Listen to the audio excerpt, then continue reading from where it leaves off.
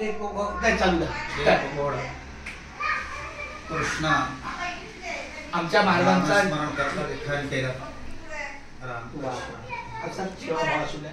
आमच्या महाराजांच्या मुखातून काही 2 शब्दाची वाणी आहे ती मला ऐकायला माझं कान श्रवण आहे. तर त्याबद्दल लेखनाबद्दल विचार करता. रामकृष्ण हरी. जय विठ्ठल. जय हरी. गणेश चतुर्थी, गणेश आरोहण 27 ऑगस्टला थोडासा मला अटॅक आला. जवळजवळ 2 तास बेशुद्ध अवस्थेत ही आपली अवस्था.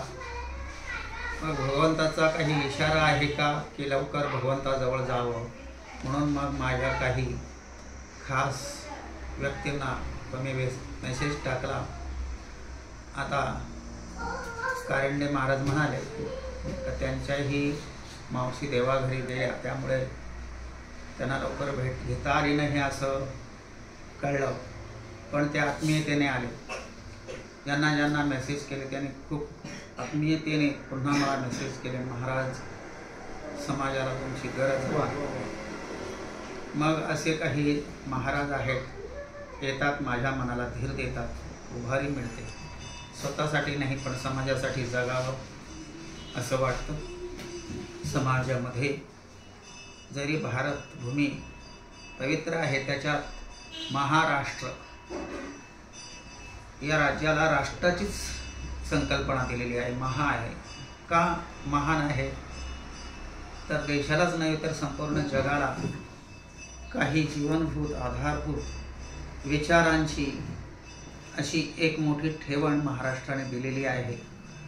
आणि ती ठेवण जपताना कुठेतरी खेद वाटतो की आज समाजामध्ये जे महाराष्ट्राचा ठेवा आहे, तो महाराष्ट्र धर्म आहे, तो सगळे विसरलेले आहेत. शिवरायांची शिकवण विसरले, संतांची शिकवण विसरलेत.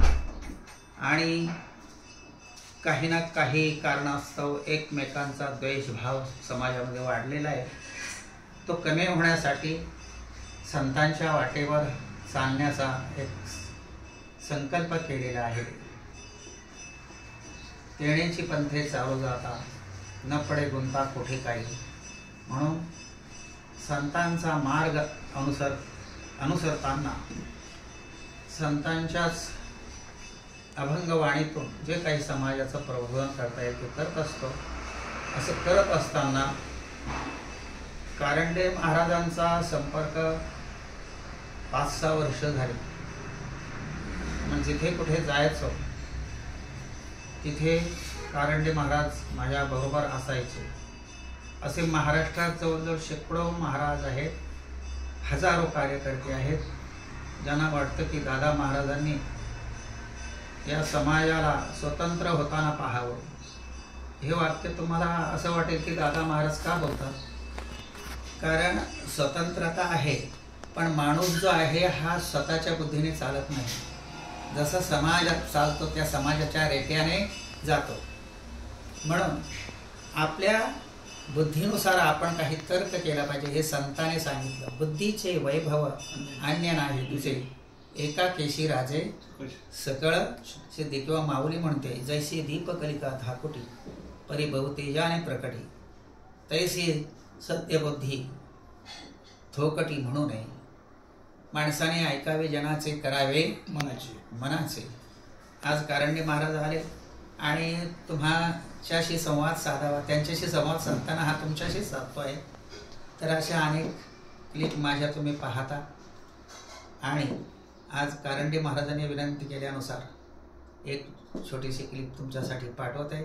मागे हे कारंडे महाराज इथे आले आणि त्यांनी असंच पुन्हा एक क्लिप घेतली, तीही आहे याच्यावर युट्यूबला आहे. तर एक तुम्हाला असं प्रेम पाहून मला आणखी उभारी मिळते. आणि स्वतःसाठी नाही तरी भगवंताला सांगतो, समाजासाठी जे काही जीवन आहे, तुका म्हणे आता उरलो उपकार या न्यायाने मी जगत आहे. जय हरी, जय विठ्ठल. मला ते तिथे 2023ला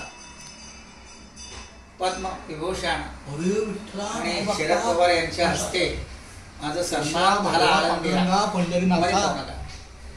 हा. वा वा वा. तर असं कार्य समाजाने म्हणजे त्याची पारख ठेवलेली आहे. लिखाण करतो हे 5 पुस्तके कष्टात आलेली आहे. रामकृष्ण. आता